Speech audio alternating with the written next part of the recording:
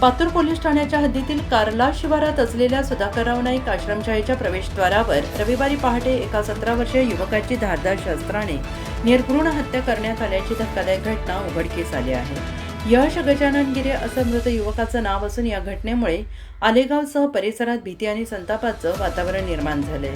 प्राथमिक माहितीनुसार 3 अज्ञात युवकांनी यश गिरे याच्यावर धारदार शस्त्राने सपासप वार केले आणि ही घटना रविवारी पहाटे अंदाजे 5 ते 5:30 वाजण्याच्या सुमारास घडली। हल्ल्यानंतर गंभीर जखमी अवस्थेत रक्ताच्या थारोळ्यात पडलेल्या यशला काही नागरिकांनी तातडीनं आलेगाव येथील खाजगी रुग्णालयात दाखल केलं, मात्र प्रकृती चिंताजनक असल्याने डॉक्टरांनी त्याला पुढील उपचारासाठी अकोला येथील शासकीय वैद्यकीय रुग्णालयात हलवण्याचा सल्ला दिला। दुर्दैवाने उपचारापूर्वी त्याचा मृत्यू झाला।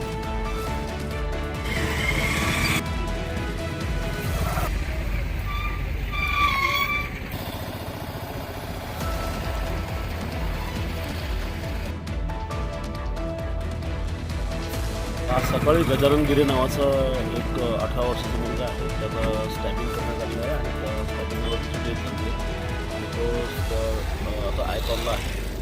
त्याची पोस्टमॉर्टमची तयारी सुरू आहे। त्याच्यामध्ये त्याचं जो मर्डर करणारे लोक आहेत त्याचे 3 मुलं आता निष्पन्न झालेले आहेत।